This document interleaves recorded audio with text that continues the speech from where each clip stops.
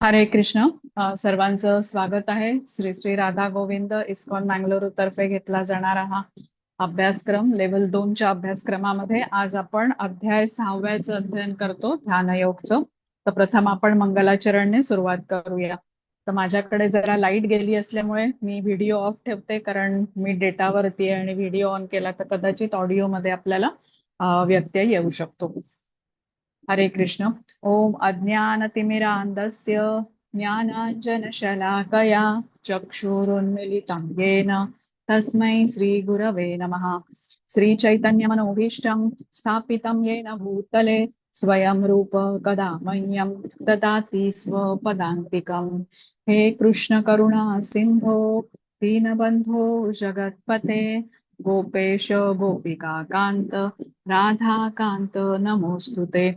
तप्त कांचन गौरांगी राधे वृंदावनेश्वरी वृषभानुसुते देवी प्रणमामि हरिप्रिये। नमः ओं विष्णुपदाय कृष्णप्रेष्ठाय भूतले श्रीमते भक्तिवेदांत स्वामी इति नामिने। नमस्ते सारस्वते देवे गौरवाणी प्रचारिणे निर्विशेष शून्यवादी पाश्चात्य देश तारिणी। जय हो श्री कृष्ण चैतन्य प्रभु नित्यानंद श्री अद्वैत गदाधर श्रीवासादि गौर भक्त वृंद। हरे कृष्णा कृष्णा कृष्णा हरे हरे, हरे राम राम राम हरे हरे। हरे कृष्ण. सर्वात प्रथम आपण श्रीला प्रभुपाद यांना साष्टांग प्रणाम करूया, ज्यांनी आपल्याला समजेल अशा खूप साध्या सरळ शब्दामध्ये भगवद्गीता आपल्या समोर ठेवली, त्यामुळे आपण भगवद्गीतेचं ज्ञान ग्रहण करू शकत आहोत. श्री श्री राधा गोविंद इस्कॉन मंगळुरूचे अध्यक्ष नामान्य इच्छादास प्रभूजी यांनाही सादर प्रणाम करूया, ज्यांनी हा अभ्यासक्रम बनवून आपल्याला झूमद्वारे उपलब्ध करून दिला. अन्वया माताजींना प्रणाम करते, ज्यांनी मला भगवद्गीता शिकवली. तसंच इस्कॉन मराठी टीमच्या संपूर्ण टीमला प्रणाम करते, धन्यवाद देते. त्यांच्या सहकार्यानेच आपण हा उपक्रम करू शकतो. वर्गाला उपस्थित असणाऱ्या सर्व भक्तांना सादर प्रणाम आणि सर्वांचं स्वागत. तर आपण अध्याय 6वा बघतो ध्यानयोगाचा, आणि आपण 35 श्लोक पूर्ण केलेले आहेत. तर हा संपूर्ण अध्याय मनाला संयमित कसं करावं यावर आधारित आहे. 6वा अध्याय. संयमित मन हे कसं शांत असतं, आणि शांत मनाची शक्ती ही आध्यात्मिक प्रगतीसाठी सगळ्यात मुख्य साधन आहे. कृष्ण म्हणतात की ही मनाची शक्ती तुम्ही योग्य प्रकारे मनाला संयमित करून प्रशिक्षण देऊन वापरलीत तर मन हे मित्र होईल, आध्यात्मिकतेकडे तुम्हाला घेऊन जाईल. पण जे अप्रशिक्षित मन आहे ते सैरभैर आहे, अस्थिर आहे, जे तुम्हाला अधोगतीकडे घेऊन जाईल. त्यासाठी मनाला संयमित केलं पाहिजे. अर्जुनाचा प्रश्न असतो की वायूपेक्षा गतिशील असणाऱ्या या मनाला संयमित करायचं कसं, कारण मन तर अतिशय चंचल आहे, अस्थिर आहे. ज्यावर कृष्ण सांगतात की अर्जुना बरोबर आहे, मन हे अत्यंत अस्थिर आहे आणि याला नियंत्रण करणं खरंच अवघड आहे, पण अशक्य नाहीये. अभ्यासाने आणि अनासक्तीने या मनाला संयमित करता येईल. आता कुठला अभ्यास, तर या मनाला कृष्ण भावनेमध्ये जोडून केलेलं जे श्रवणम आहे, कीर्तनम आहे, स्मरणम आहे आणि भौतिकाकडची अनासक्ती असेल तर या मनाला नियंत्रणामध्ये ठेवता येईल. त्यासाठी जेव्हा हे मन इतरत्र भटकत आहे हे जाणून सतर्क राहून त्याला परत कृष्ण चरणांकडे आणून लावायला हवं. हा प्रयत्न सतत करत राहायला हवा, जोपर्यंत मनातील अनर्थामुळे ते इतरत्र भटकत आहे, आकर्षित होत आहे तोपर्यंत. अनर्थांची शुद्धी झाली, अनर्थ कमी झाले की मन आपोआपच भगवंतांच्या चरणी स्थिर होईल.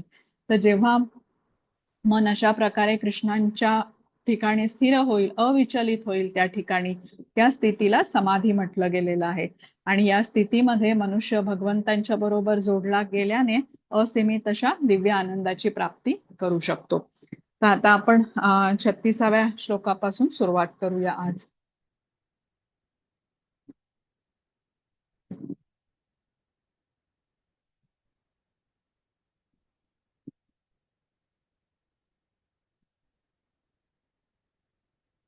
हरे कृष्ण. मिनल माताजी, श्लोक वाचता तुम्ही?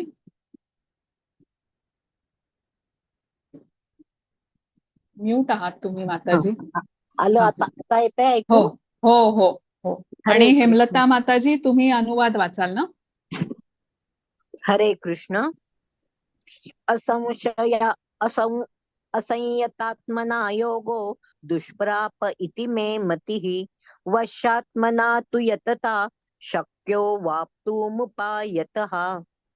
संयत. हा, हरे कृष्ण. हेमलता हरे माताजी, तुम्ही कृष्ण. वाचताय? हरे बरं मग. हा, कृष्ण. हरे कृष्ण माताजी, वाचा. एक मिनिट. हो.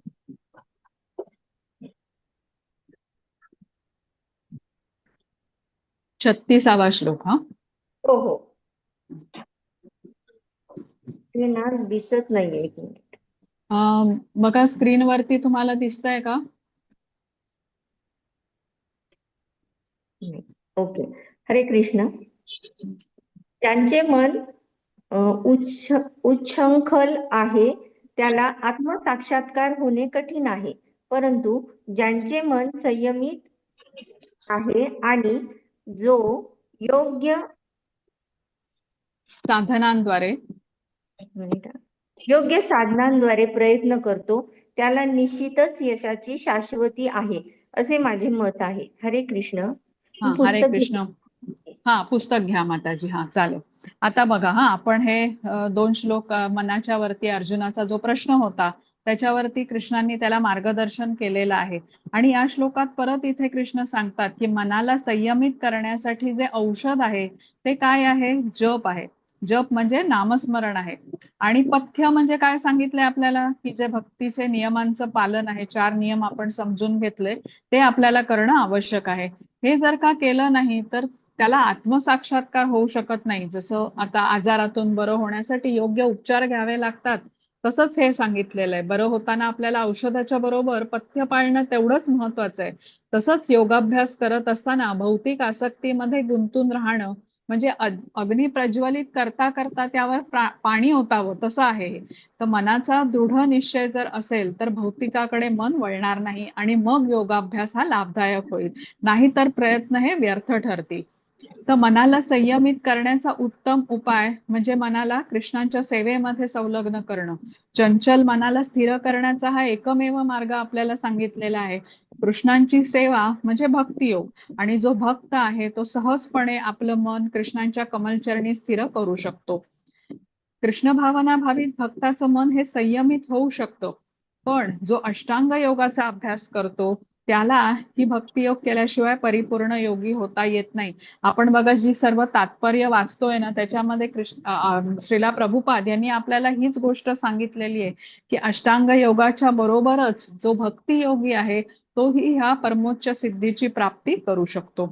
आता इथलं ना थोडंसं तात्पर्यामधलं आपण वाचूया. एक मिनिट, मी मार्किंग सांगते.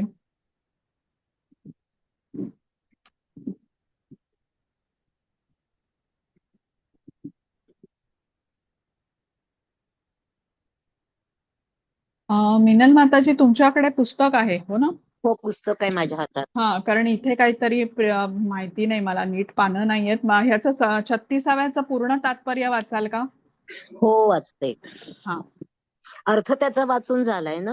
हो हो तात्पर्य. हरे कृष्ण. तात्पर्य ऐकू येत आहे ना आता? हो हो, येतंय येतंय. भगवंत सांगतात की मनाला भौतिक कार्यापासून अनासक्त करण्यासाठी जो मनुष्य योग्य उपचारांचा स्वीकार करीत नाही तो कदाचितच आत्मसाक्षात्कारामध्ये यशप्राप्ती करू शकतो. योगाभ्यासाचा प्रयत्न करताना मनाला भौतिक सुखोपभोगामध्ये रत करणे म्हणजे वरून पाणी ओतताना अग्नी पेटवण्याचा प्रयत्न केल्याप्रमाणेच आहे. मानसिक संयमनाशिवाय योगाभ्यास करणे म्हणजे केवळ कालापव्यय करणे होय.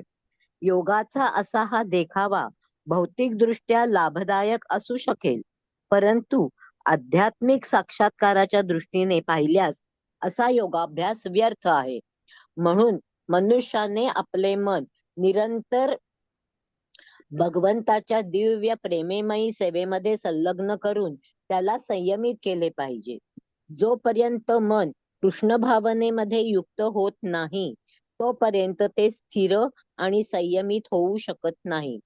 कृष्ण भावना भावित मनुष्य हा सहजपणे विशेष असे प्रयास न करताच योगाभ्यासाचे फळ प्राप्त करतो.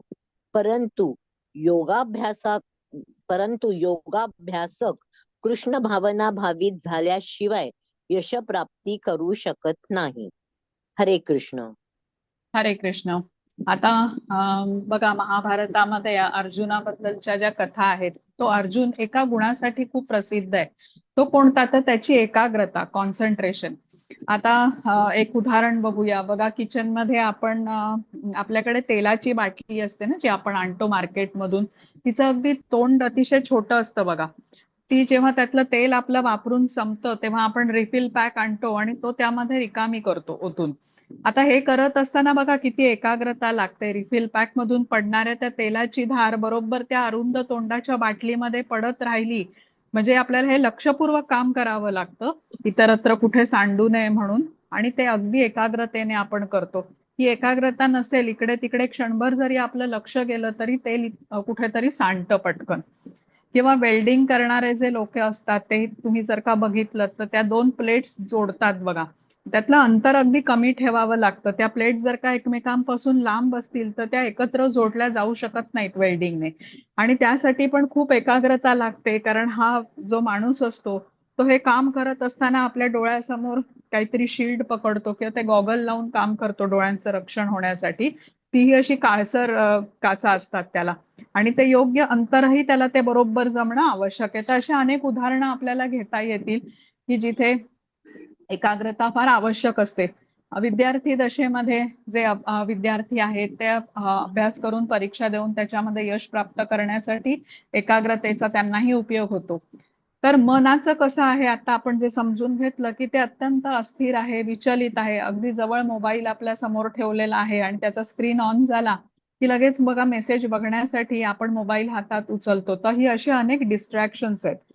पूर्वीच्या काळामध्ये लोक मन आणि इंद्रियांना संयमित करण्यासाठी आता एकांत स्थान शोधून असं जंगलामध्ये जात, तिथे एकाग्र चित्ताने ध्यान करून चित्तशुद्धी करून एक धीर पुरुष बनून ते परत येत असत.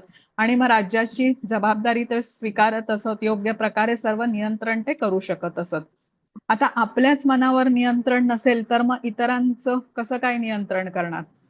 तर अर्जुन इथे जे म्हणाला की मन हे चंचल आहे आणि एका ठिकाणी स्थिर राहत नाही. जसं आता माकड बघा सतत चुळबुळ करत असतं, म्हणजे कुठे उड्या मारेल, कुठे आवाज करेल. तसंच या मनामध्ये अनर्थ आहेत. काम, क्रोध, लोभ, मत्सर, अभिमान, भ्रम आणि अहंकार या षड्रिपूंमुळे मन अस्थिर म्हटलं जातं. काम म्हणजे असंख्य इच्छा आहेत आणि त्या पूर्ण करण्यासाठी सतत धडपड आहे. पूर्ण झाल्या नाहीत तर त्या व्यक्तीला म्हणतो आपण क्रोध येतो, आणि पूर्ण झाल्या तर अधिक मिळावं म्हणून लोभ असतो. तर शास्त्र आपल्याला सांगतं की हे जे काम आहे, या कामाचं परिवर्तन आपल्याला प्रेमामध्ये करायला हवं. जसं रावणाने सीतेचं अपहरण केलं, तर तिला एक उपभोग्य वस्तू म्हणून बघितलं, हे काम झालं. पण हनुमानाने तिला मातेच्या रूपामध्ये माता सीता म्हणून बघितलं, तर हे प्रेम होतं. तर जेव्हा आपण हरिनामाचा जप करतो तेव्हा आपली चित्तशुद्धी होते, आपल्यातले अनर्थ कमी होऊ लागतात आणि त्याने आपलं मन शांत होतं. हे शांत मन प्रसन्न असतं आणि या प्रसन्न चित्ताने आपण एकाग्रता प्राप्त करू शकतो. आणि ज्याच्याकडे ही एकाग्रता आहे तो यशस्वी होऊ शकतो. हे रहस्य आहे यशाच्या मागचं. म्हणून आपल्याला सांगितलेलं आहे श्रीला प्रभुपाद यांनी की तोंडाने जप करताना तो कानाने ऐकायचा, आणि मन जरी भरकटलं तरी त्याला वळवून परत कृष्णांच्या चरणी आणायचं. जपामध्ये एकाग्रता आपली आली की आपल्याला त्याचा आनंदही मिळू लागतो, कारण तिथे आपण मनाने कृष्णांच्या बरोबर जोडलेले असतो. तर ही एकाग्रता आणण्यासाठी आपल्याला जो अभ्यास सांगितलाय तो श्रवणम कीर्तनम स्मरणमचा सांगितलेला आहे, ज्याने भौतिकाकडे आपली क्रमशः अनासक्ती पण होते. आता पहिला अर्जुन म्हणाला होता की चंचलही मन हा कृष्ण, की मन हे अतिशय चंचल आहे. त्यानंतर तो म्हणतो की प्रमाथी बलवत दृढम. प्रमाथी म्हणजे कसं आहे, मन वेडा आहे, म्हणजे हत्तीसारखं आहे. हत्तीच्या सोंडेने बघा आपण कधी देतो ना, केळं देतो किंवा एखादा पैशाचं नाणं घेतो हत्ती. आणि कुठे आपण बघितलेलं असतं बघा की मोठे मोठे लाकडाचे ओंडके वगैरे जंगलामध्ये उचलण्यासाठी हत्तीची मदत घेतली जाते. तर खूप प्रचंड शक्तिशाली असा हा प्राणी आहे. पण ह्या हत्तीला प्रशिक्षित केलं गेलं आहे म्हणून त्याचं काम अशा प्रकारे त्याला आपण वापरू शकतो. म्हणून इथे कृष्ण म्हणतात की अभ्यासेन तू कौंतेय वैराग्येण च गुह्यते. म्हणजे आता काम, क्रोध, लोभ याबद्दल वैराग्य हवं आणि अभ्यास हवा मंत्र जप करण्याचा, ज्याने ही एकाग्रता मिळू शकेल. जसं प्रशिक्षण दिलेला हत्तीच उपयुक्त कार्य करू शकतो, तोच हत्ती जर का वेडा झाला तर तो उत्पात करू शकतो, विध्वंसक ठरतो. म्हणून कोणीच त्याला नियंत्रण त्यावेळेला करू शकत नाही. अगदी तसंच हे आपलं मन आहे, संयमित राहू पण शकतं आणि वेड बनून अगदी वाहवत पण जाऊ शकतो. म्हणून प्रशिक्षणाचं महत्व आहे मनाला नियंत्रित करण्यासाठी. तर काम, क्रोध, लोभ हे जे अनर्थ आहेत ते मनाला शांत किंवा स्थिर राहू देत नाहीत. ज्या गोष्टी आपल्यासाठी योग्य नाहीत त्या प्राप्त करण्यासाठीच मन विचलित होत असतं. नशा करणे, अवैध संबंध ठेवणे हे सर्व काम आहे, कामाची लक्षणं आहे ती.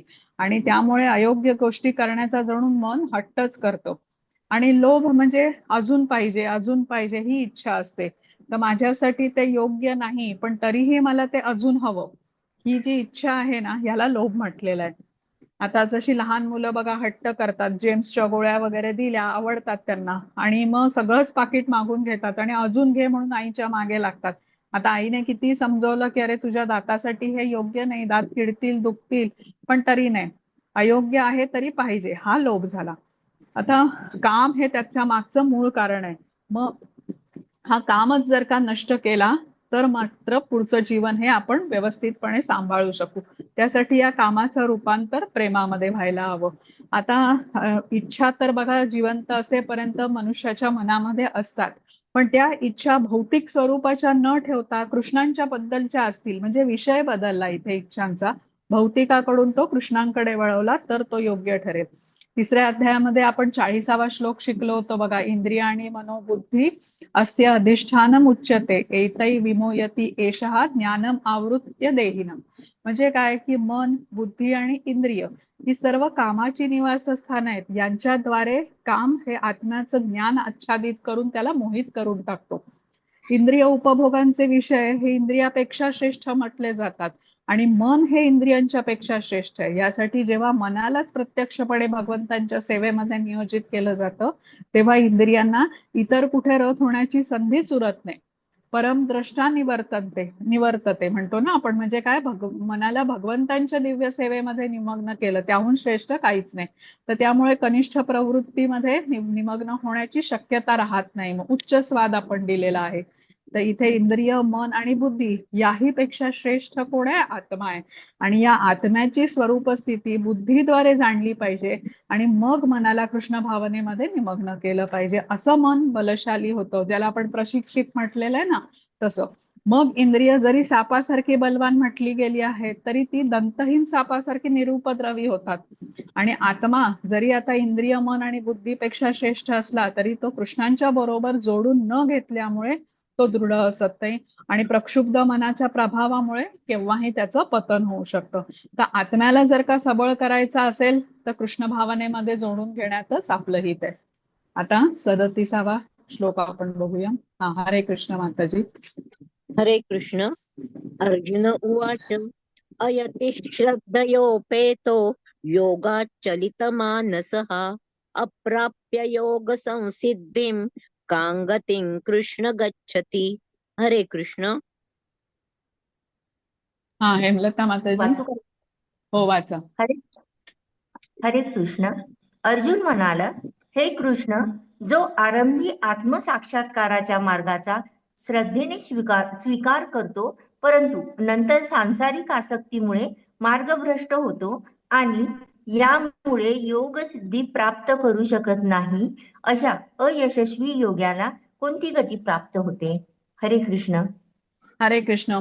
आता या श्लोकामध्ये अर्जुन एक प्रश्न विचारतोय. अर्जुन कृष्णांना म्हणतो की जो अष्टांग योगाचा अभ्यास करतोय पण भौतिक आसक्तीमुळे त्याचं पतन झालं आणि तो अष्टांग योग पूर्ण करू शकला नाही, तर त्या योग्याला कोणती गती प्राप्त होते? आता समजून घेऊया. अष्टांग योगी अभ्यासाने आत्मसाक्षात करण्यासाठी प्रयत्न करतो आहे. आत्मसाक्षात्कार म्हणजे मी शरीर नसून मी आत्मा आहे हे ज्ञान. तर जेव्हा तो आत्मा हा शरीरापासून भिन्न आहे, आत्मा हा कृष्णांचा अंश आहे, कृष्णांची सेवा करणं हा या आत्म्याचा मूळ स्वभाव आहे, हे जेव्हा तो समजू शकतो तेव्हा त्याला जीवाची स्वरूप स्थिती म्हणजे त्याचा भगवंतांशी असणारा संबंध समजतो. जेव्हा भगवंतांशी तुटलेला संबंध तो पुनर्स्थापित करू शकतो, मग तो ज्ञान योगाने करेल, अष्टांग योगाने करेल किंवा भक्ती योगाने करत असेल, तेव्हा तो परिपूर्ण स्थिती प्राप्त करेल. पण हा अभ्यास करत असलेला योगी या परिपूर्ण स्तरापर्यंत पोहोचण्याआधीच जर त्याचा मृत्यू झाला किंवा इंद्रिय उपभोगाच्या इच्छेने त्याचं मार्गभ्रष्ट तो झाला, त्याचं पतन झालं, तर त्याची काय गती होईल हा अर्जुनाचा प्रश्न आहे. तर इथे ना थोडंसं तात्पर्यामधलं आपण वाचूया. मिनल माताजी, हा इथे बघा, दुसरा दुसरा जो पॅराग्राफ आहे ना 37व्या श्लोकाचा, म्हणजे तुम्हाला सांगते खालून एक 8-10 लाईन्स वरती, एखादा मनुष्य आत्मसाक्षात्काराच्या मार्गाचा स्वीकार प्रामाणिकपणे जरा तुम्ही करील. तिथे हे आणता का, हा, मार्कर मी आणता, 1 मिनिट इथे बघते आहे का मार्कर ते. आणलं तर हा हा, म्हणजे पटकन लक्षात येईल. हो हो, 1 मिनिट मी इथे शोधते आहे का.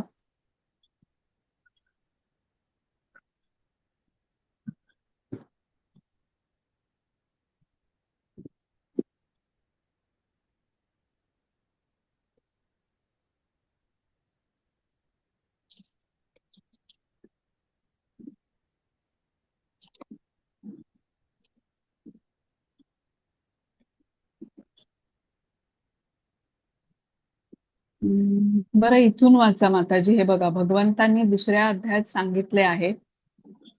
हा, एक मिनिट हा, जरा शोधते. हा हो, उपर्युक्त 3 पैकी त्याच्या खाली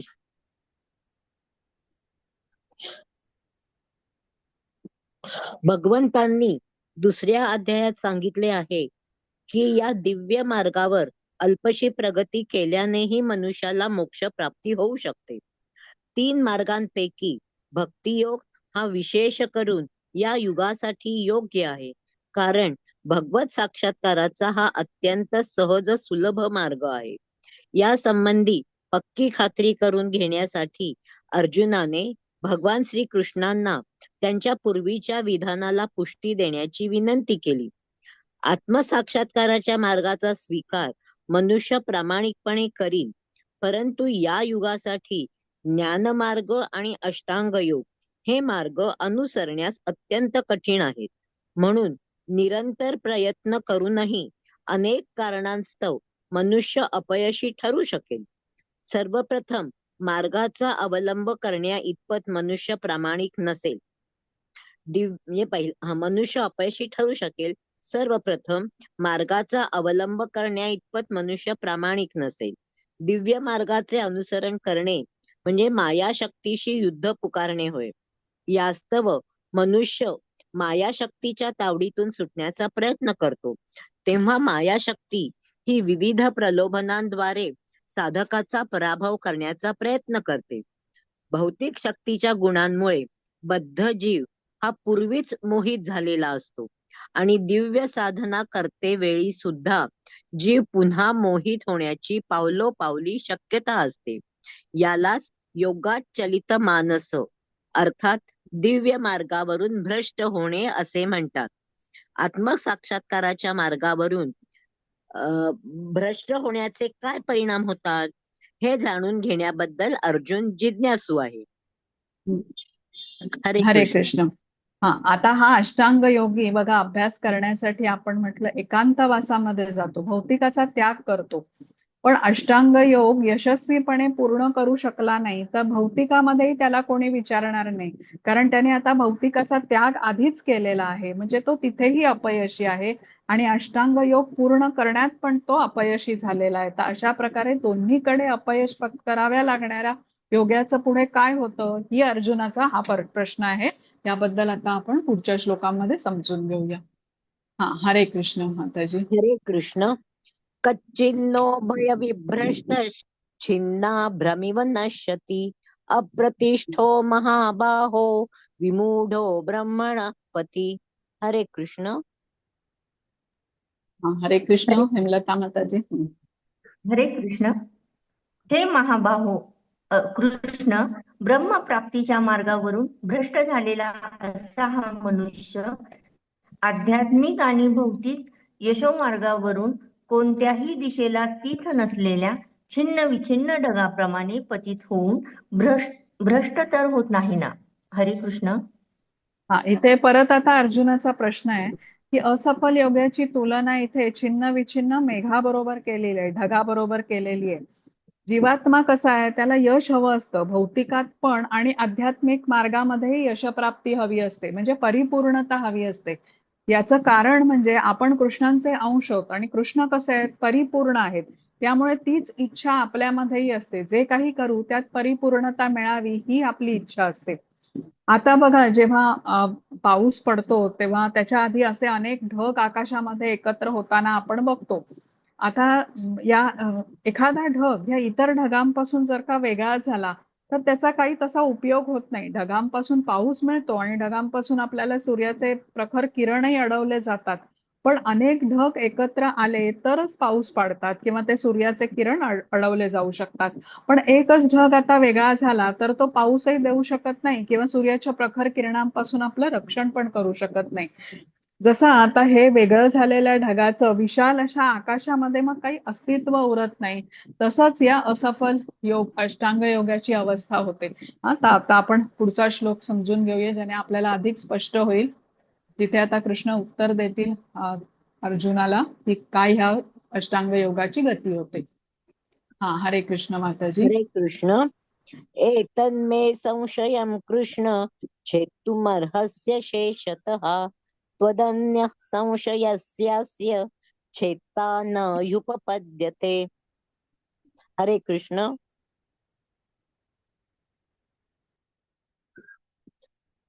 हा, वाचा माताजी.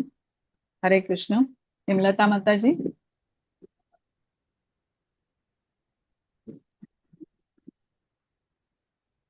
म्यूट आहात तुम्ही.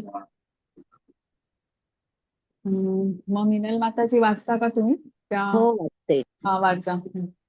हरे कृष्ण.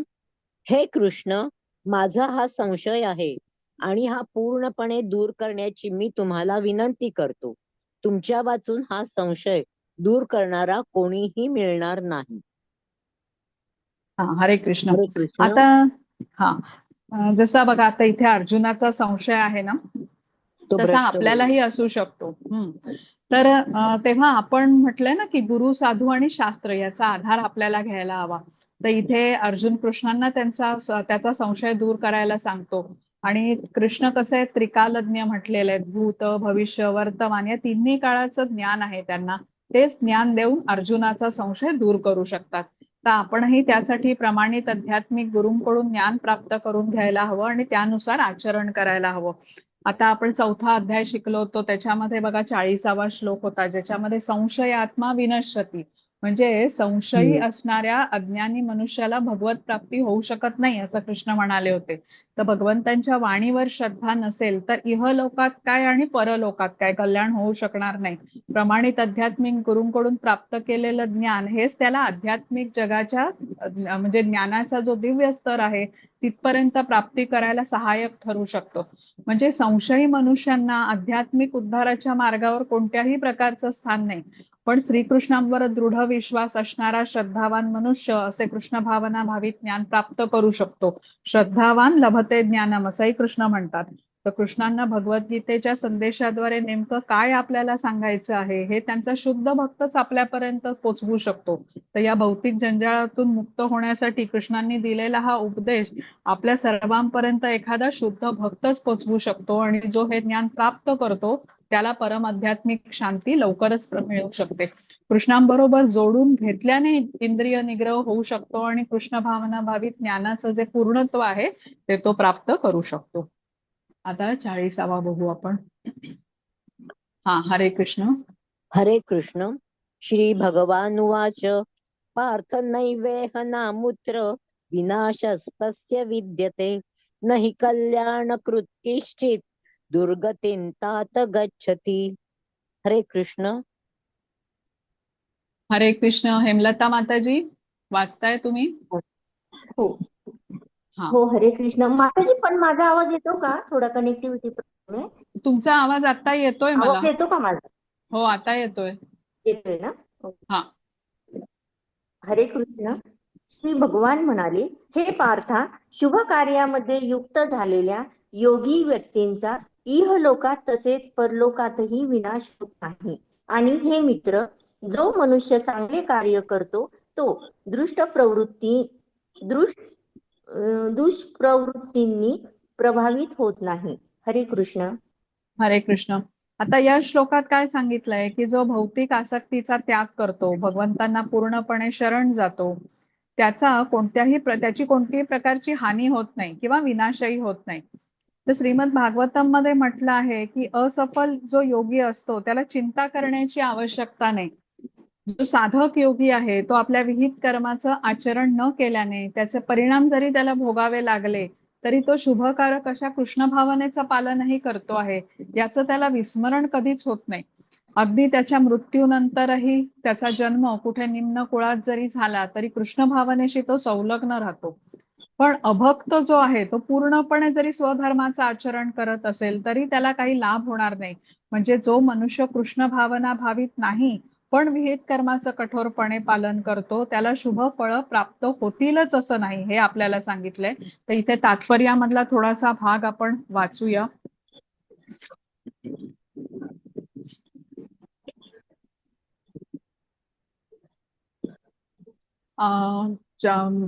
मिनल माताजी, शेवटचा श्लोक आहे बघा. या श्लोकाचे तात्पर्य पुढील प्रमाणे आहे. शेवटचा हे बघा, हे इथून शेवटचा पॅराग्राफ आहे. शेवटचा पॅरेग्राफ म्हणजे या श्लोकाचे तात्पर्य पुढील हो प्रमाणे. हो, हा बरोबर. म्हणजे हा जो वरती दिलेला श्लोक आहे त्याचं का? हो हो, नारद मुनींनी सांगितलेला श्लोक 40व्या आहे. श्लोकाचं, हा, 40व्या त्याच्या श्लोकाच्या ह्याच्यातला खाली जो हो ना. आहे श्लोक त्याचं. हो हो, बरोबर. वाचते. हा. या श्लोकाचे तात्पर्य पुढील प्रमाणे आहे. मानव समाजाचे नियमित आणि अनियमित असे दोन विभाग करता येतात. पुनर्जन्म अथवा आध्यात्मिक मुक्तीच्या ज्ञानाअभावी जे केवळ पशुतुल्य इंद्रिय तृप्तीमध्ये रत आहेत ते अनियमित श्रेणीमध्ये येतात. आणि जे शास्त्रोक्त विहित कर्मांच्या तत्वांचे पालन करतात ते नियमित श्रेणीमध्ये येतात.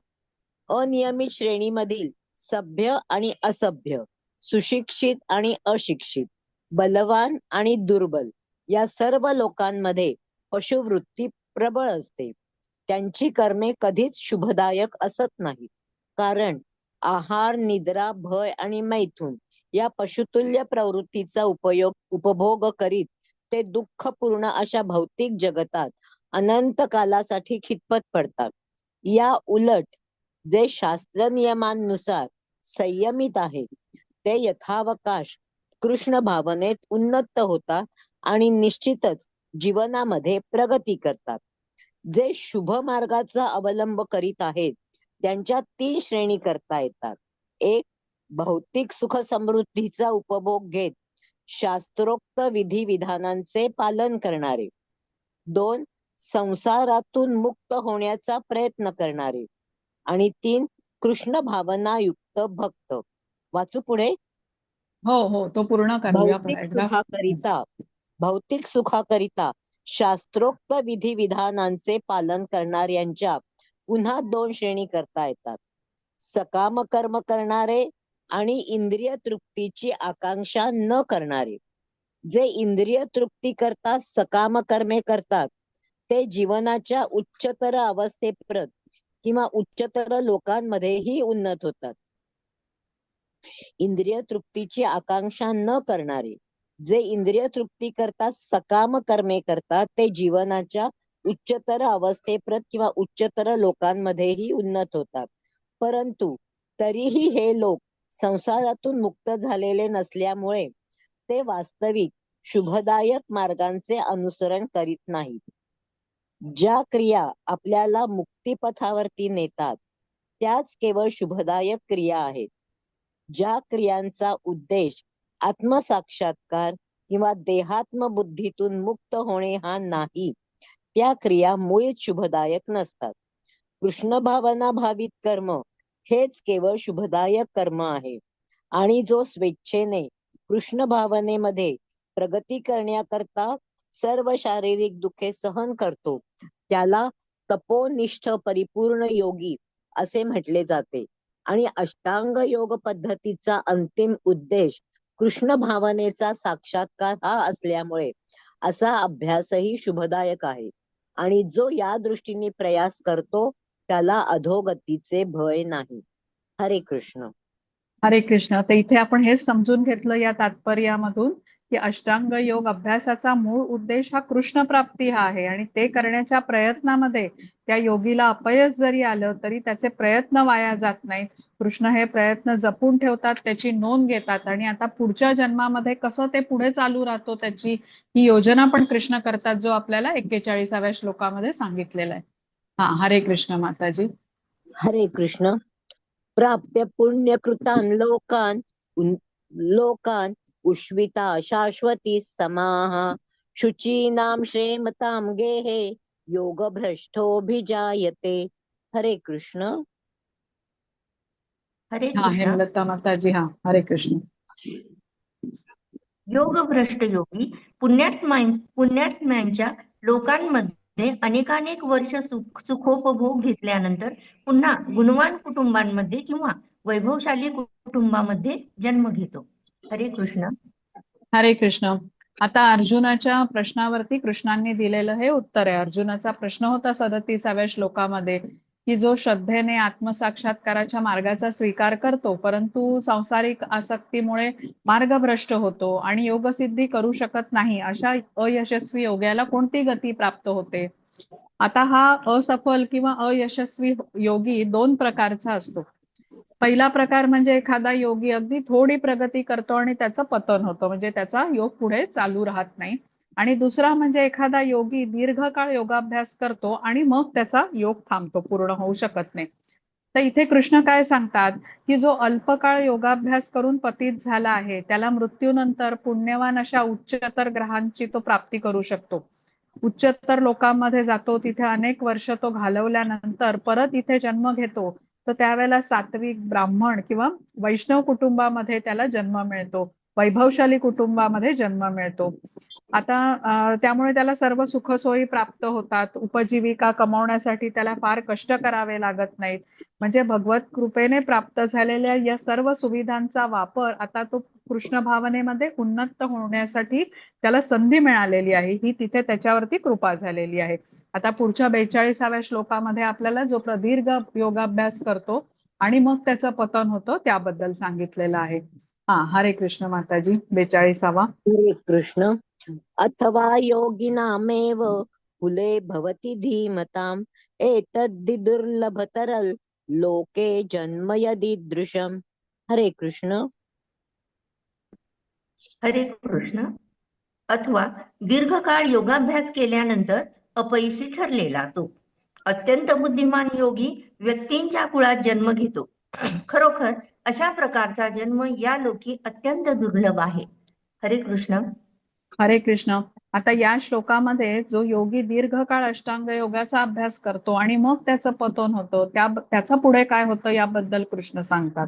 कृष्ण सांगतात की असा योगी अत्यंत बुद्धिमान योग्यांच्या कुटुंबामध्ये जन्म घेतो, जिथे लहानपणापासूनच भक्ती सेवेसाठी त्याला प्रोत्साहन मिळतं आणि उत्तरोत्तर तो प्रगती करतो. जे गोस्वामी आहेत किंवा आध्यात्मिक आचार्य आहेत, गुरु आहेत, असे म्हणजे ह्यांचा या अवस्थेपर्यंत तो प्रगत होऊ शकतो. भगवंतांच्या कृपेनेच त्याला अशा भक्तिमय कुटुंबामध्ये जन्म मिळाल्यामुळे तो भक्ती सेवेमध्ये निश्चित प्रगती करू शकतो आणि त्यामुळे असा जन्म प्राप्त करणं ही भाग्याची गोष्ट म्हटलेली आहे.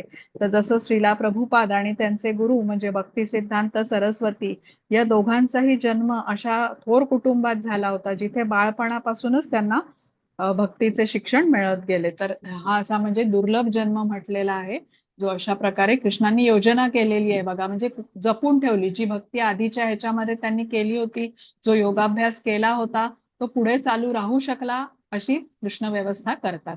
आता 43वा बघू आपण. हा, हरे कृष्ण माताजी. हरे कृष्ण. तत्र तं बुद्धि संयोग लभते पौर्वदेहिकं यतते च ततो भूय संसिद्धौ कुरु नंदन. हरे कृष्ण. हरे कृष्ण.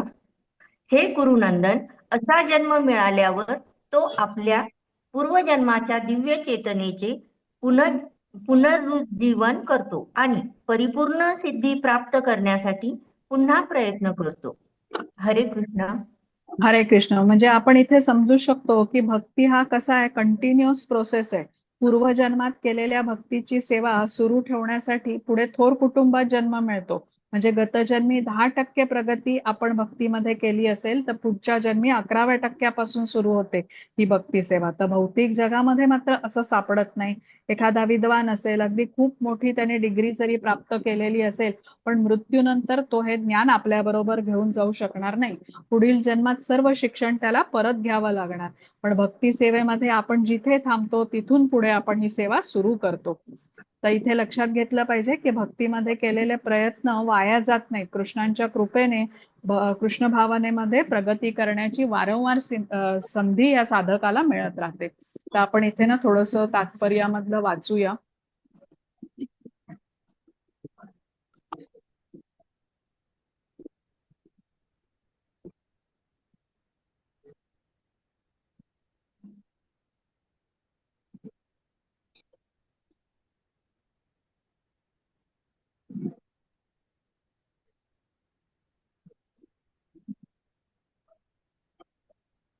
मिनल माताजी, सगळंच हं, तात्पर्य वाचा, छोटसच आहे. इथे गोष्ट आहे ती. हो, राजा रहुगण आणि ह्याची आहे ना. गोष्ट आहे, हो हो. वाचते. हा. तात्पर्य. हरे कृष्ण. चांगल्या ब्राह्मणांच्या घरी जन्म घेतलेला भरत राजा म्हणजे आपल्या पूर्वजन्मातील दिव्य चेतनेचे पुनरुज्जीवन करण्यासाठी थोर कुटुंबामध्ये जन्म घेतलेल्या व्यक्तीचे चांगले उदाहरण आहे. भरत राजा हा पृथ्वीचा सम्राट होता आणि त्याच्या वेळेपासून देवदेवतांमध्ये ही भूमी भारतवर्ष या नावाने विख्यात आहे. त्यापूर्वी या भूमीला इलावृत वर्ष म्हटले जात होते. तरुण वयातच सम्राटाने आध्यात्मिक पूर्णता प्राप्त करण्यासाठी निवृत्ती स्वीकारली, परंतु तो सिद्धी प्राप्त करण्यात अपयशी झाला. नंतर त्याने पुढच्या जन्मात सदाचारी ब्राह्मणाच्या कुटुंबामध्ये जन्म घेतला आणि तो कोणाशीच बोलत नसल्यामुळे आणि तो नेहमी एकांतवासातच राहत असल्या कारणाने जडभरत नावाने ओळखला जाऊ लागला. आणि त्यानंतर राजा रहुगणाला तो परमयोगी असल्याचे कळाले. त्याच्या जीवनावरून कळून येते की आध्यात्मिक सिद्धीच्या प्राप्तीसाठी केलेले प्रयत्न किंवा योगाभ्यास कधीच व्यर्थ होत नाही. भगवंतांच्या कृपेने योगी मनुष्याला कृष्ण भावनेमध्ये पूर्ण सिद्धी प्राप्त करण्यासाठी वारंवार संधी मिळते. हरे कृष्ण. हरे कृष्ण. तर बघा, ही राजा भरत यांची कथा आपण लेव्हल 1च्या अभ्यासक्रमामध्ये घेतलेली होती, त्यामुळे मी इथे परत रिपीट नाही केली ती. एक दुसरी कथा मी तुम्हाला सांगते, गजेंद्र मोक्षाची कथा आहे. तर भागवतमच्या 8व्या स्कंदामध्ये आलेली आहे ही. तर असं म्हटलं जातं की मनुष्य आपलं पूर्ण सामर्थ्य लावून आपल्या समस्येचा सामना, संकटाचा सामना करतो, पण त्याला जेव्हा योग्य परिणाम मिळत नाही तो हार मानतो आणि मग तेव्हा तो भगवंतांकडे धावा करतो, तेव्हा भगवंतांकडे वळतो आणि मदत मागतो. तर हा जो हत्ती आहे गजेंद्र नावाचा, जेव्हा त्याचं म्हणजे तो सरोवरामध्ये गेला, मगरीने त्याचा पाय पकडला, तेव्हा मग त्याने अंतसमयी रक्षण करण्यासाठी भगवंतांना हाक मारली आणि तेव्हा भगवंत धावून आले. तर ही ती कथा आहे. तर स्वर्गलोकामध्ये त्रिकूट नावाचा एक अतिशय उंच पर्वत आहे म्हणजे, आणि या पर्वताच्या पायथ्याशी ऋतुमत नावाचं अत्यंत सुंदर असं ते उद्यान असतं.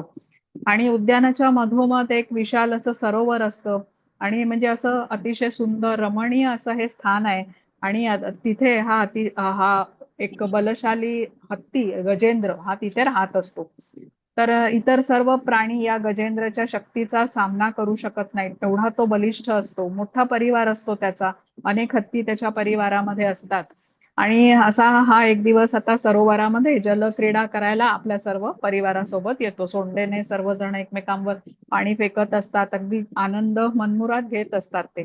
म्हणजे आता विचार करा, अगदी एखाद्या भौतिकवादी व्यक्तीसारखा की ज्याच्याकडे खूप पैसा वगैरे आहे आणि भौतिक गोष्टीमुळे आलेल्या सुखसोयी आहेत, त्यांचा उपभोग घेण्यामध्ये तर कसा लिप्त असेल आपल्या कुटुंबाबरोबर. जणू त्याला मृत्यूचा आता विसरच पडलेला असतो. आता ह्या सरोवरामध्ये ना एक मगर राहत असते आणि हत्ती जेव्हा जलक्रीडा करत असतात तेव्हा पाणी जोराजोरामध्ये उचंबळू लागतं. त्या हालचालीने मगरीला समजतं की कोणीतरी आता सरोवरात आलेलं आहे.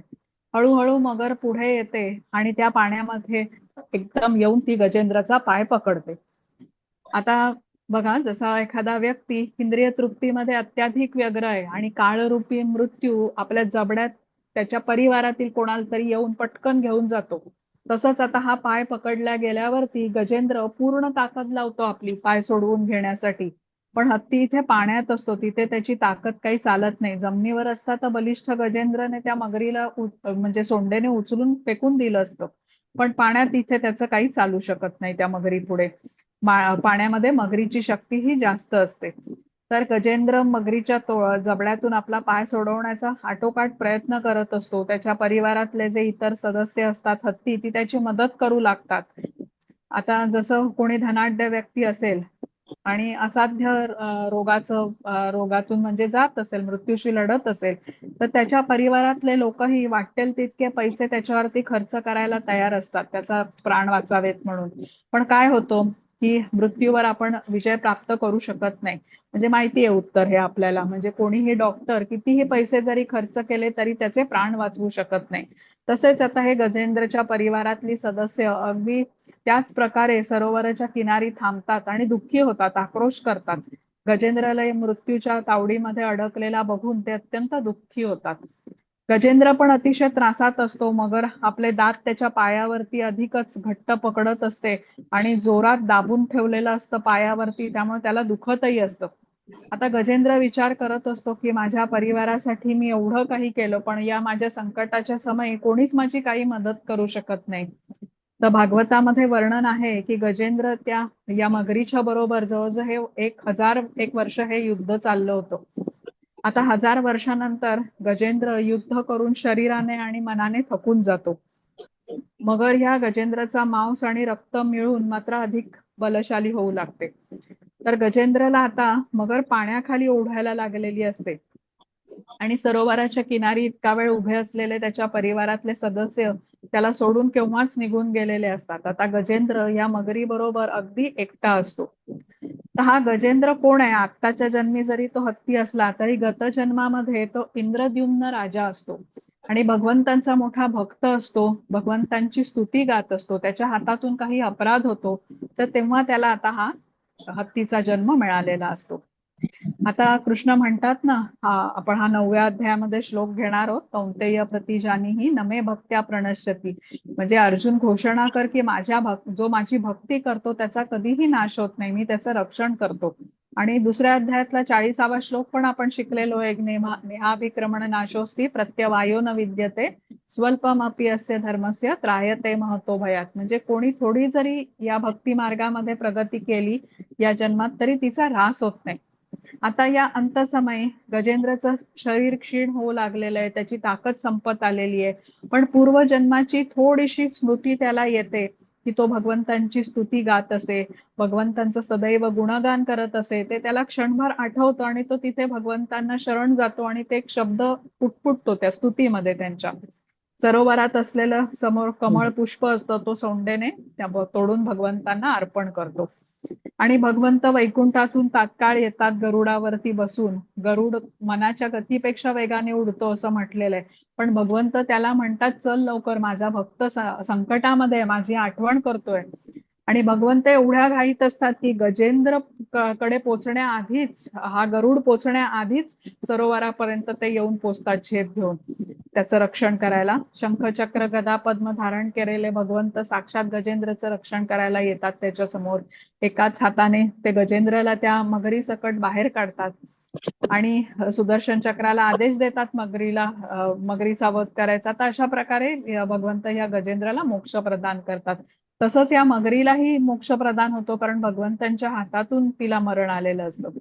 तर हा जो गजेंद्र आहे, जो आपली सर्व ताकद त्या मगरीचा प्रतिकार करण्यामध्ये गमावून बसला होता, पण भगवंतांच्या कृपेने त्याला अंतिम क्षणी गतजन्माची स्मृती आली आणि तो क्षीण आवाजामध्ये भगवंतांची स्तुती बोलू शकला. तर आपण सर्वांनी हे लक्षात ठेवलं पाहिजे की भगवंत हे अतिशय दयाळू आहेत. भक्ताच्या रक्षणाला ते सदैव धावून येतात आणि ते सर्वांसाठीच तेवढेच दयाळू आहेत. माणूस असो, प्राणी असो, पक्षी, सर्वसाठी. जसं आता इथे गजेंद्रचा उद्धार त्यांनी केला. जटायूचं उदाहरण आपण बघितलेलं आहे. रामसेतूमध्ये रामसेतू बांधणारे जे सर्व वानर होते त्याच्याच बरोबर त्यांनी खारीचाही उद्धार प्रभू रामचंद्रांनी केला. म्हणजे इतर सर्व आशा जरी संपल्या तरी भगवंतांवरची श्रद्धा आपण कधीही सोडू नये. भगवंत त्यांच्या भक्तांना, त्यांच्यावर श्रद्धा ठेवणाऱ्यांना कुठल्याही संकटात कधीही एकटं सोडत नाहीत, हे आपल्याला लक्षात ठेवलं पाहिजे. आणि जे काही कार्य आपण केलेलं असेल भगवंतांच्या सेवेमध्ये ते कार्य भगवंत जपून ठेवतात आणि आपल्याला ते कार्य, अपूर्ण राहिलेलं कार्य पुढे सुरू, म्हणजे पुढच्या जन्मी तिथून पुढे सुरू ठेवण्यासाठी प्रेरणा देतात. आणि भगवंतांच्या सेवेमध्ये केलेल्या कार्याचे परिणाम हे शाश्वत राहतात, अगदी मृत्यूच्या नंतर सुद्धा. हे आपल्याला, म्हणजे आता ही जी भरत महाराजांची गोष्ट आपण बघितली त्यामध्येही तेच आपल्याला सांगितलंय आणि गजेंद्रच्या कथेमध्येही तेच सांगितलेलं आहे. आता 44वा श्लोक बघू आपण. हा, हरे कृष्ण. हरे कृष्ण. पूर्वाभ्यासेन तेनैव ह्रियते यवशोऽपि सः जिज्ञासुरपि योगस्य शब्द ब्रह्माति वर्तते. हरे कृष्ण. हरे कृष्ण. आपल्या पूर्वजन्माच्या दिव्य चेतनेच्या आधारावर तो आपोआपच आपली इच्छा नसतानाही योगाभ्यासाकडे आकृष्ट होतो. असा जिज्ञासू योगी सदैव शास्त्रांच्या कर्मकांडात्मक तत्वांच्या अतीत असतो. हरे कृष्ण. हरे कृष्ण. आता अष्टांग योगी बघा बळजबरीने आपल्या इंद्रियांना, मनाला संयमित करतो. म्हणजे जणू तो पावलोपावली मायेविरुद्ध लढत असतो आणि इंद्रिय संयमनाचे प्रयत्न करीत असतो. आणि हे करत असताना तो बळी पडू शकतो मायेच्या प्रभावाला. पण कृष्ण त्याच्या हृदयामध्ये परमात्मा म्हणून स्थित आहेत आणि त्याचे विचार जाणतात, त्यामुळे त्याला त्याच्या प्रगतीची संधी प्राप्त करून देतात. अशा योगाचा जन्म वैष्णव ब्राह्मण कुटुंबात झाल्याने लहानपणापासून भगवद्गीता, श्रीमद भागवतम याच्याशी त्याचा संपर्क येतो आणि धनवान कुटुंबात असा जन्म झाल्याने मूलभूत गरजा भागवण्यासाठी कष्ट करण्याची त्याला गरज नसते. त्यामुळे भक्तीमध्ये तो वेळ देऊ शकतो. म्हणजे इथे प्रयत्नांना खूप महत्व आहे. प्रामाणिक प्रयत्न पण मौल्यवान म्हटले जातात. भगवंत त्याची नोंद घेतात. आणि जी अंतिम पायरी परमसिद्धी प्राप्त झाली नाही तरी प्रामाणिक प्रयत्नांना महत्व दिले गेलेले आहे. म्हणजे योग, त्याचा अष्टांग योगाचा योग पूर्ण जरी झाला नाही तरी त्याने केलेले जे प्रयत्न आहेत ते महत्वाचे धरले जातात. भौतिक जगात मात्र असं दिसत नाही. भौतिक स्तरावर केलेलं कुठलंही कार्य आपल्याला 100% पूर्ण करावं लागतं, नाहीतर ते सर्व प्रयत्न निष्फळ होतात. जसं आता एखाद्या विद्यार्थ्याने इंजिनिअरिंगच्या अभ्यासक्रमाला प्रवेश घेतला पण तो 4 वर्ष पूर्ण केला नाही, मध्येच सोडून दिला, तर त्याला डिग्री मिळत नाही. शेवटच्या वर्षापर्यंत त्याला अभ्यास करून परीक्षा पास करावी लागते, तेव्हाच तो अभ्यासक्रम इंजिनिअरिंगचा पूर्ण केल्याची डिग्री त्याला प्राप्त होते, जी वापरून मग तो नोकरी करू शकतो आणि पैसे कमवू शकतो. पण कृष्ण भावनेमध्ये प्रारंभ केलेलं कार्य पूर्ण जरी झालं नाही तरी त्याची हानी होत नाही. तर कृष्ण इथे म्हणतात की कृष्ण भावनेमध्ये केलेलं कार्य अपूर्ण जरी राहिलं तरी त्याचा परिणाम शाश्वत राहतो. छोटीशी सेवा प्रामाणिकपणे केलेली असेल तर ती मौल्यवानच असते आणि ती भगवंतांपर्यंत पोचते, ज्याचा स्वीकार भगवंत करतात. तर इथे हरिदास ठाकूरांचं उदाहरण दिलेलं आहे की हरिदास ठाकूर हे मुसलमान होते पण तरी ते कृष्ण नामाचा जप करत असत. प्रतिदिन 3 लाख नाम ते जपत असत आणि आराम तो सोडा असते, प्रसादही त्यापूर्वी ग्रहण करत नसत. प्रल्हाद महाराजांचं पण उदाहरण आहे बघा. असुर कुळामध्ये जन्मले असले तरी ते भक्ती करत होते. तर ही सर्व पूर्वजन्माची सुकृती होती, त्यामुळेच शक्य झालं. आता 45वा बघू आपण. हरे कृष्ण. प्रल्हाद महाराजांचं म्हणजे राक्षस कुळात जन्म घेऊन सुद्धा ते भक्तीकडे हो, वळले ना. भक्तीकडे वळले. काहीतरी शाप होता, मला ते जरा बघितलं पाहिजे. तुम्हाला माहितीये का माताजी, का ते नाही असुर कुळामध्ये आले होते? हा नाही, त्याच कुतूहल वाटलं मला. म्हणजे हा, नाही, काहीतरी ती गोष्ट आहे, मी विचारून सांगते तुम्हाला. भागवतमच्या वर्गामध्ये मी विचारते प्रभूजींना. हा, हा, चालेल. कारण एवढे भक्त असतानाही त्यांचा असुर कुळामध्ये जन्म हा झाला पण जन्म तरीही त्यांचा ते. का झाला? हा. आणि बर. हरिदास ठाकूर जरी मुस्लिम होते तरी सुद्धा ते चैतन्य महाप्रभूंच्या संपर्कात आल्यानंतर हो इकडे वळले. हो हो हो बरोबर. म्हणजे काहीतरी पूर्वजन्मीची सुकृती होती म्हणून भक्ती म्हणून ते त्यांना करू शकले. चैतन्य हा, महाप्रभूंशी ओळख झाली गेली. ओळख झाली, बरोबर. हं. हा, हरे कृष्ण. आता 45वा बघू आपण. हरे कृष्ण. प्रयत्नाद्यतमानस्तु योगी संशुद्ध किल्बिषः अनेक जन्म संसिद्धस् ततो याति परां गतिम. हरे कृष्ण. हरे कृष्ण.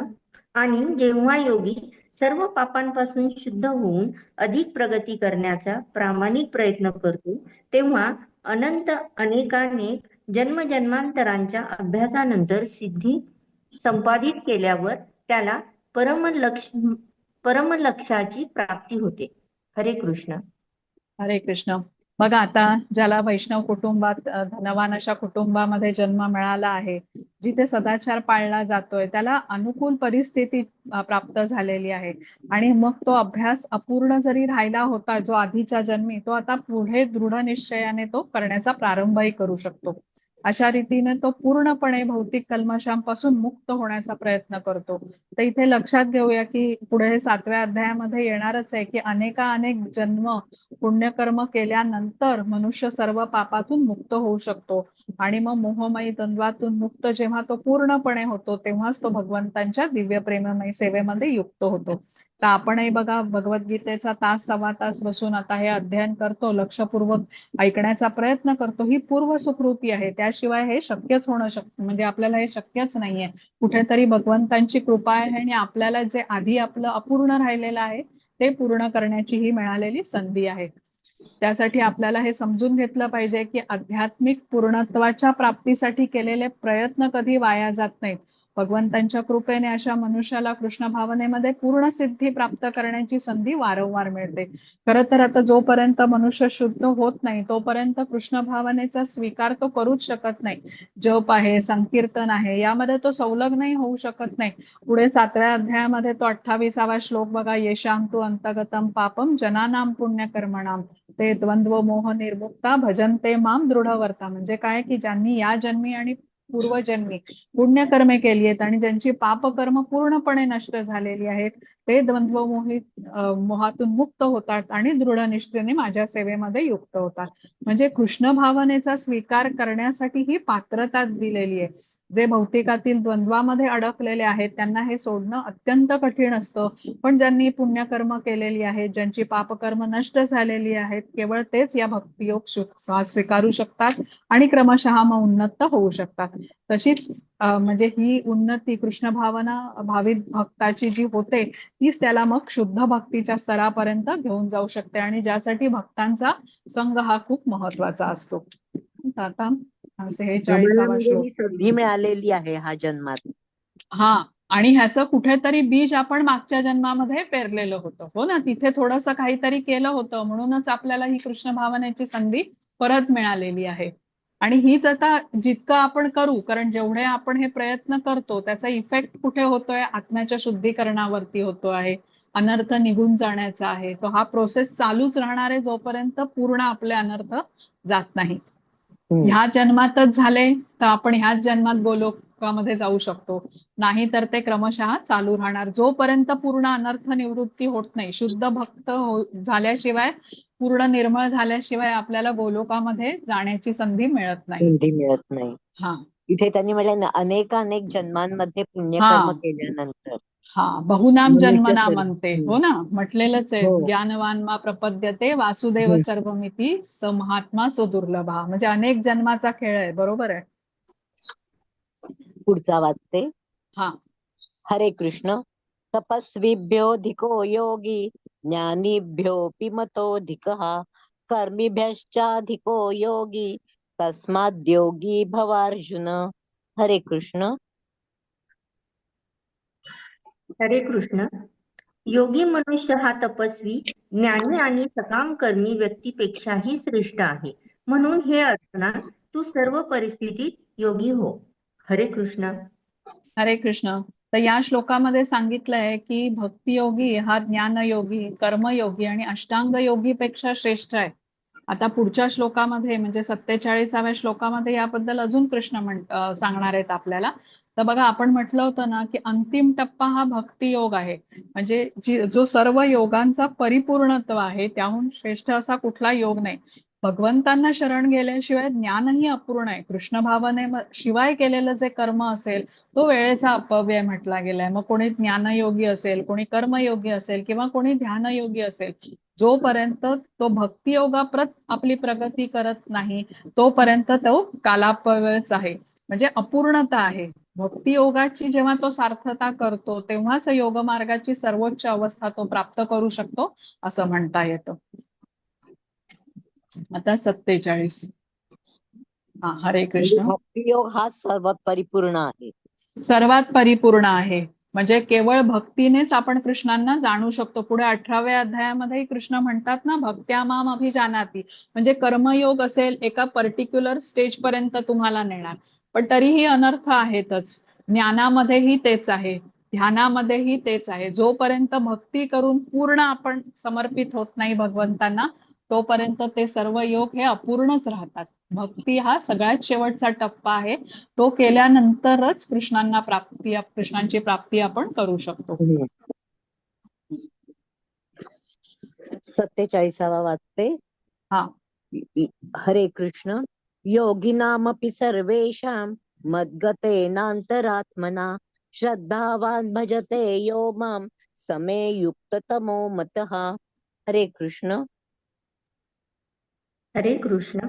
आणि सर्व योग्यांमध्ये जो दृढ श्रद्धेने सदैव माझ्यामध्ये वास करतो, अंतःकरणात माझे चिंतन करतो आणि माझी दिव्य प्रेममयी सेवा करतो, तो माझ्याशी पूर्णपणे योगयुक्त असतो. तो सर्वश्रेष्ठ योगी होय, असे माझे मत आहे. हरे कृष्ण. हरे कृष्ण. बघा, प्रत्येक जीव हा भगवंतांचा अंश आहे हे जाणून, आपली स्वरूप स्थिती समजून, आपला कृष्णांशी काय संबंध आहे हे जाणून भगवंतांची सेवा आपल्याला करायला पाहिजे असं सांगितलेलं आहे भगवद्गीतेमध्ये.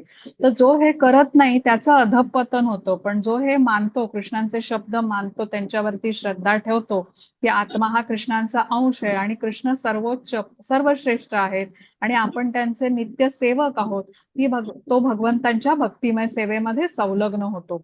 आता आपण इथे थोडंसं तात्पर्य वाचूया, कारण हे खूप महत्वाचं आहे. सांगते मार्किंग.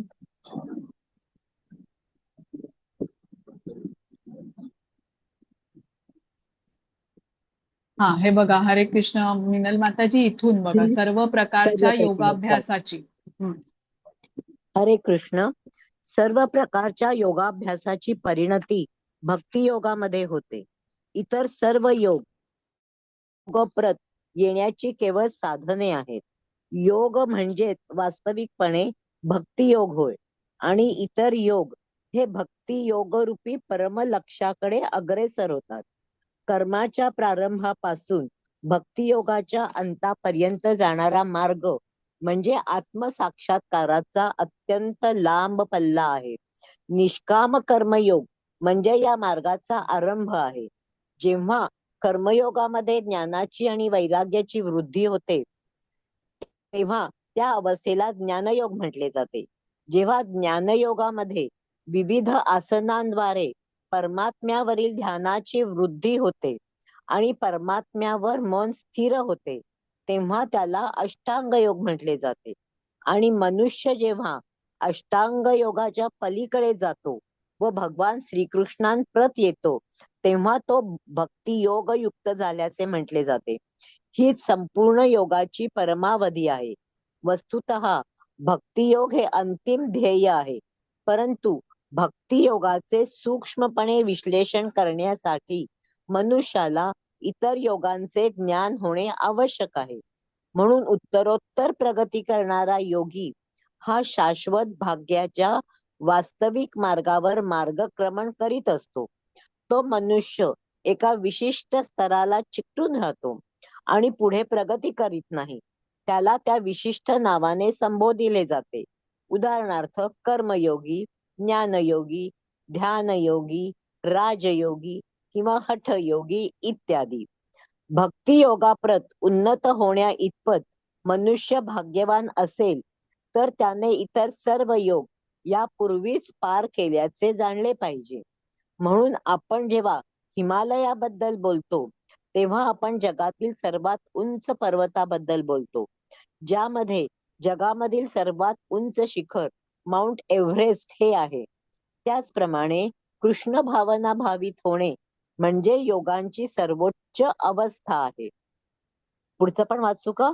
हा नाही, हरे कृष्ण, इथपर्यंतच हरे वाचूया. कृष्ण. हा, तर हे आता आपण तात्पर्यामध्ये वाचून घेतलं की भक्तियोग ही अंतिम पायरी आहे. कर्मयोग, ज्ञानयोग आणि ध्यानयोग भक्तीच्या माध्यमातूनच आपल्याला भगवंतांची प्राप्ती होऊ शकते. म्हणजे मार्ग कुठलाही निवडला तरी अंतिम टप्पा हा भक्तियोगच आहे. आणि श्रीला प्रभुपाद सांगतात आपल्याला की आपला आत्मा हा कृष्णांचा अंश आहे. भगवंत पूर्ण आहेत आणि या पूर्णत्वाची सेवा करणं हा आपला धर्म आहे. अंश हा पूर्णापासूनच आल्यामुळे त्याला ओढही पूर्णाचीच आहे. तर भगवतधाम हे आपलं गंतव्य स्थान आहे, मूळ घर आहे आपलं. आणि तिथे पोचायला जो सहज सुलभ आचरण करायला सोपा असा जो भक्ती योग आहे तो आता आपण पुढच्या म्हणजे 7व्या अध्यायापासून जाणून घेणार आहोत. तर इथे आता आपला हाचा अध्याय संपलेला आहे आणि काही तुम्हाला शंका असतील तर आपण घेऊ शकतो.